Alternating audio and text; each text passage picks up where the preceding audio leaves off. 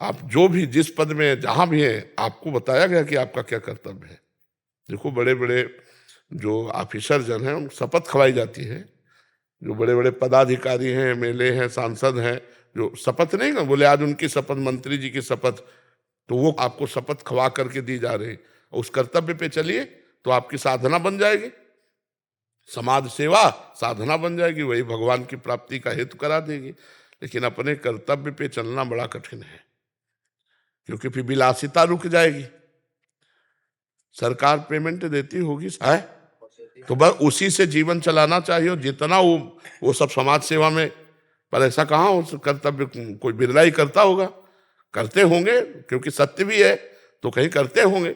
लेकिन जैसे कभी कभी पकड़ में आते हैं कि उनके यहाँ इतना करोड़ रुपया निकला, इतना, तो सरकार का दिया हुआ तो नहीं है पेमेंट, तो कहीं ना कहीं भ्रष्टाचार महाराज जी चरम सीमा पे है महाराज जी। हाँ, तो फिर अब क्या, फिर वो कर्तव्य थोड़ी होता है, वो तो फिर मतलब सब ऐसे ही है, खाओ पियो मर जाओ पशु पक्षी की तरह, मनुष्य जीवन का जो लाभ है वो तो नहीं मिल पाएगा ना। लेकिन इसे कर्तव्य नहीं कहते।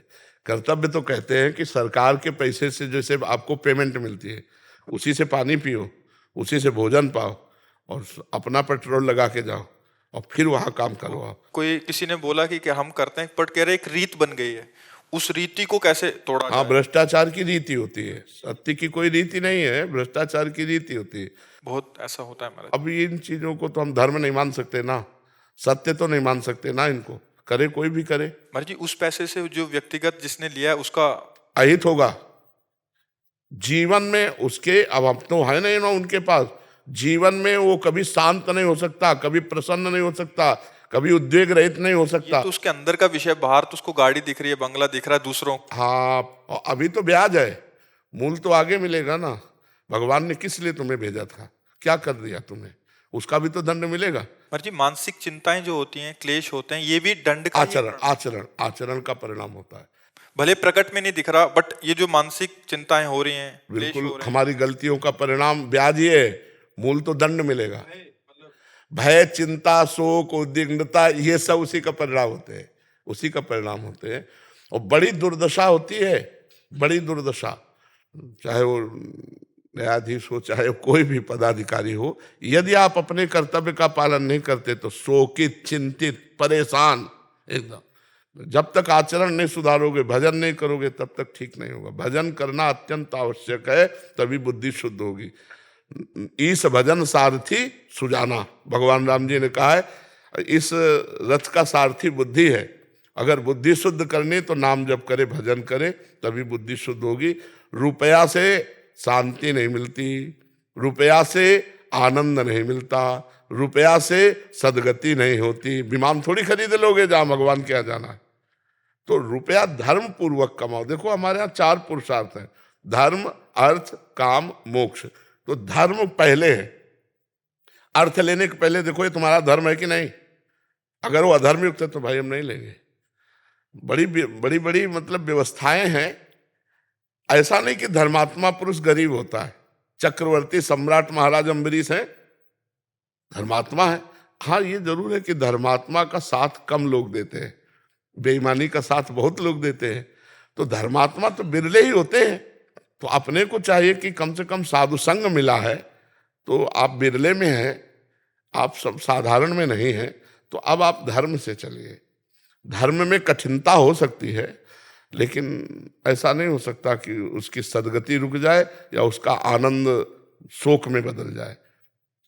हम कई बार बताए, अधर्म करने वाले हाइलोजन की तरह चमकेंगे, पर फ्यूज इनको पक्का होना है, पक्का होना है, आप समझ लो।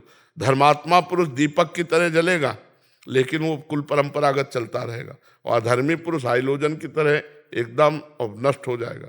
डरो बेईमानी के पैसे से, डरो बेईमानी करने से, दूसरों को दुख पहुंचाने वाले कार्यों से डरो।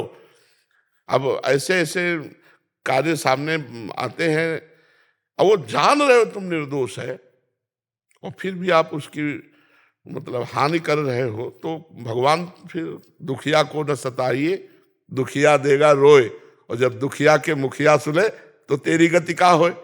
तो बस ये समझना है। ये आपकी बातों का बहुत प्रभाव भी हो रहा है हमसे। जैसे यहाँ तो इतने आते हैं, हमसे लोग मिलते रहते हैं, तो काफी जने ऐसे कहते हैं कि हमने अधर्म आचरण, जो ये अधर्म का धन आदि निषेध कर दिया है बिल्कुल।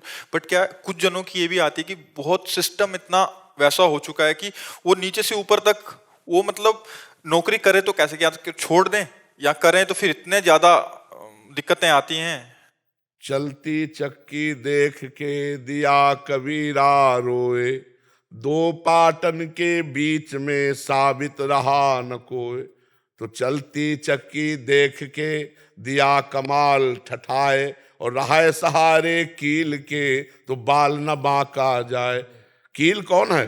भगवान। अगर भगवान का आश्रय है तो हमें ये थोड़ी कि नौकरी छूट जाएगी तो क्या होगा। नहीं भाई, हम अधर्म पूर्वक नौकरी नहीं कर सकते, ये इस्तीफा लो। हम लेबरी कर सकते हैं लेकिन अधर्म आचरण नहीं कर सकते। तो भगवान देख रहे हैं ना तुम्हारे, इसने वो कहीं ना कहीं ऐसी जगह से उठा देंगे कि आप चमक पड़ोगे, पक्का समझ लो। ऐसा नहीं कि अपने ही कि ये सब होता है। ये वाला भय रहता है कि अभी इसको छोड़ देंगे तो कहाँ, तो वो भगवान का भरोसा लेके, क्योंकि सहारा नहीं लिया ना, भगवान का आश्रय नहीं लिया ना, बात तो ये है ना। और भगवान का आश्रय है तब तो सब बात बन जाएगी। भगवान का आश्रय नहीं तब तो डर लगेगा ही। यार भैया, परिवार चलाना, 4 रिश्तेदार नातेदार को देखना है, तो अब रुपया चाहिए। और जब ये सब चलता है तब फिर पता चलने लगता है कि पत्नी बीमार, बेटा ऐसा वो ऐसा, और इतना दिमागी सिस्टम परेशान कि अब उसको रास्ता नहीं मिलता। तो भाई, चाहे जितना आचरण आपका अगर अपवित्र है तो अशांति, तो बिना भगवान के आश्रय के भजन के सुख शांति नहीं है। जो जितना अधर्म करेगा परिणाम में उसको दुख भोगना पड़ेगा। जो धर्म से चलेगा तो वर्तमान में दुखी हो सकता है, परिणाम में वो बड़ा आनंदित रहेगा।